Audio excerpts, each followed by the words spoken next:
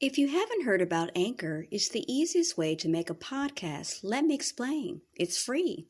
There's creation tools that allow you to record and edit your podcast right from your phone or computer. Anchor will distribute your podcast for you so it can be heard on Spotify, Apple Podcasts, and many, many more. You can make money from your podcast with no minimum listenership. It's everything you need to make a podcast in one place, and that's what I love about it. When I came across it, actually on Spotify, and I thought I'd always been wondering how to do it, how to make that transition into it. And Anchor has made it so easy, and I am so glad that I have found it, and I've started my podcast for my social skills group, and hopefully I can use it for my students as well in my class. So download the free Anchor app or go to Anchor FM to get started.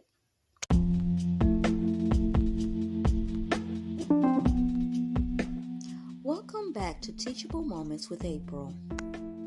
For today, we're going to talk about different types of meditation.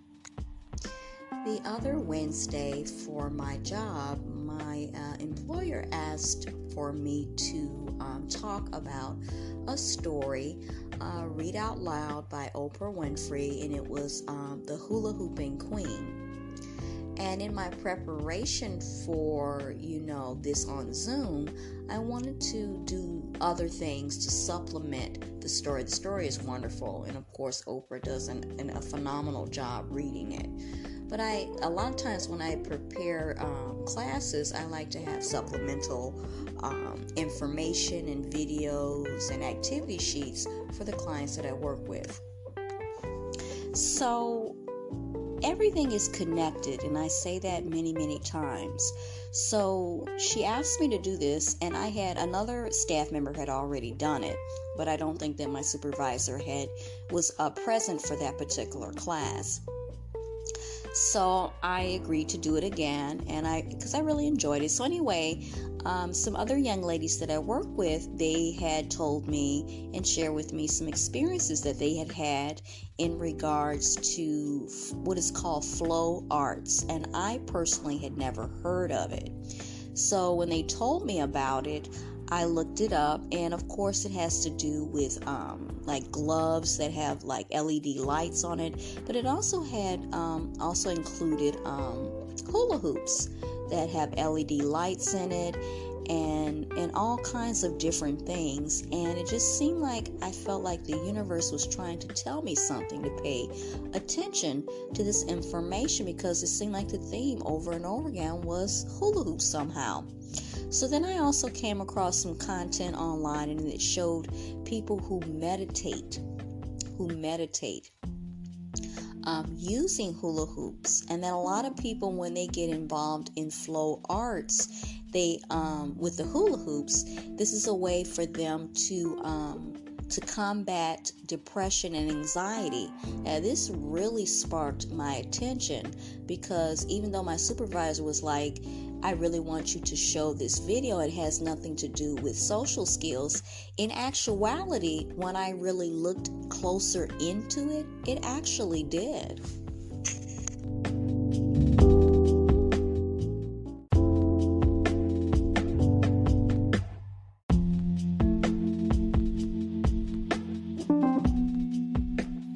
So, welcome back.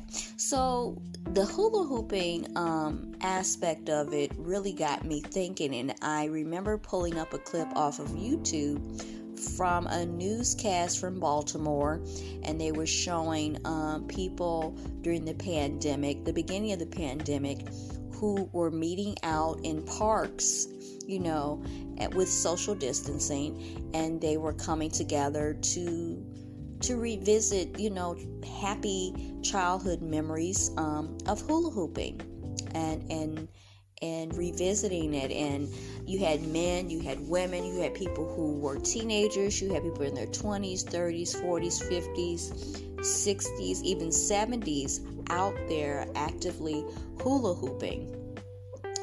And as I've said before, this month is Mental Health Awareness Month. And I think it's very, very important. I was talking to a coworker to the importance of checking yourself and kind of being in tune with your spiritual well-being as well as your mental well-being.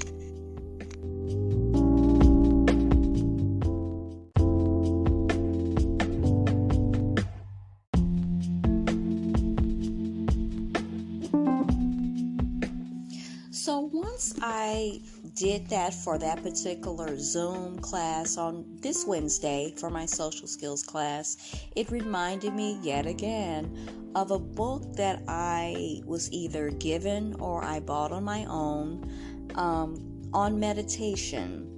And it's a complete guide, and it's written by Patricia Monahan. And I'm going to kind of leaf through it and kind of go through different types and different forms of meditation. So, using hula hooping as one example of a type of meditation, there's a form of meditations or set of meditations in which involve the movement of your body and having awareness of your body and its movements. Now, in the book, it goes on to say that there are practices that include therapeutic dance. They said spiritual dance, authentic movement, continuum exercises, and then in parentheses it says the self-healing movements. They go on to say that it does not include yoga or Tai Chi or any other type of martial arts.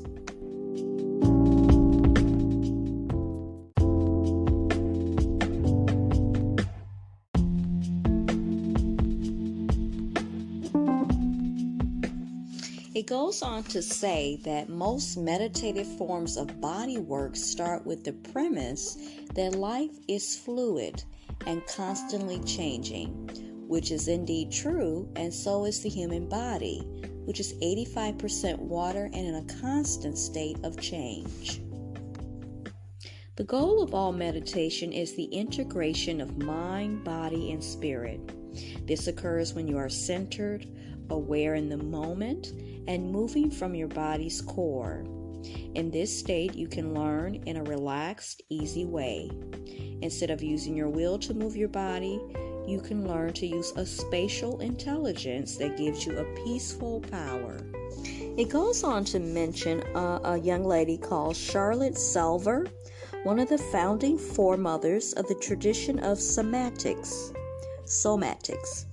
developed a technique that she called sensory awareness, whose goal is to enhance personal integration through the awareness of the physical sensations of the body and various postures and movements.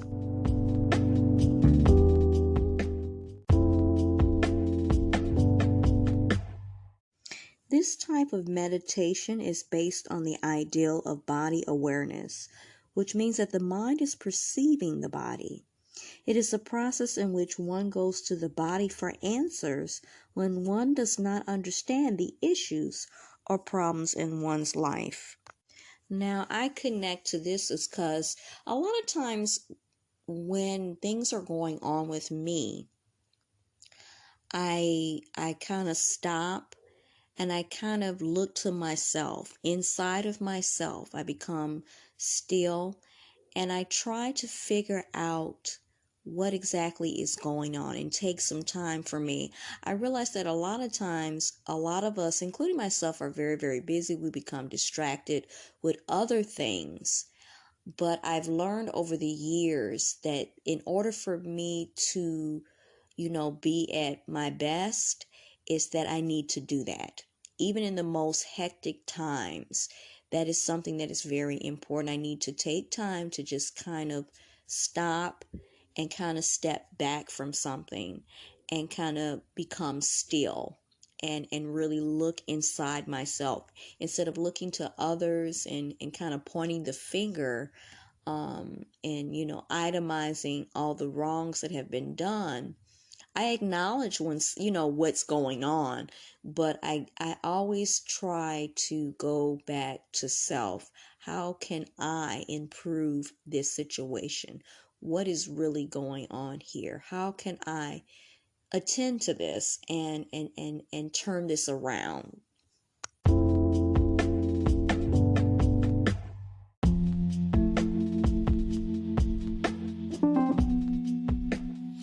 All right, so hopefully this gives you food for thought, and then we will look at next time we will look at other forms of meditation in this book.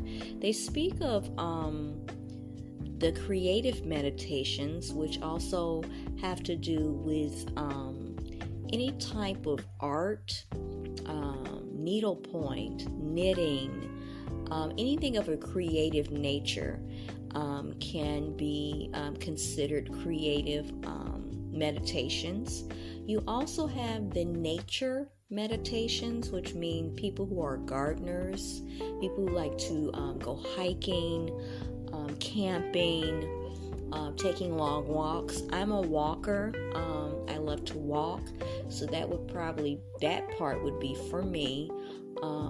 Usually when I do walking, and that requires, I think that could also be a meditation by movement. Walking is, I do it to stay in shape. I do it to help my mobility, but sometimes when I do a little extra walking, it's because I got a lot on my mind and it helps me think. So I'm thinking that would also be a form of meditation, to focus and gain clarity.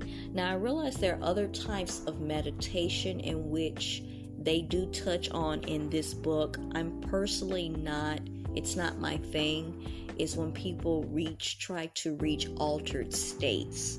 Now that there is not my cup of tea. I'm not really interested in that. And the reason why that is because when you reach altered states, you have to be very careful. And I only know this by other people who have told me in the past, over the years, that they've meditated, especially people who have done martial arts. And I have one person in mind who told me that he was into martial arts, and he shared this with me. And I don't remember all the details, but they wanted him to meditate, in which he did. And whatever type of meditation that they had him do, he entered an altered state. And then he started to experience some things that were very unpleasant. And he felt like it opened him up to things. I don't know what you would call them, maybe entities or something. And he stopped doing it. And I think that was one of the reasons, maybe one of the main reasons he stopped doing martial arts. And he was the type of person that he wasn't a very talkative person, very chatty. If he had something to say, he said it. But this, it really must have bothered him, and it really spooked him. So be very careful what type of meditation that you do. And what is the intention? Are you doing this to refocus and to reconnect in your mind and in your spirit to yourself, to God, or to your Creator? That's one thing. But when you start to go into altered states and opening yourself up to things, and you really don't know what you're doing, I really would not advise you to do it, to participate in it, because you don't know what's coming in. And like I said before, what you don't know can hurt you.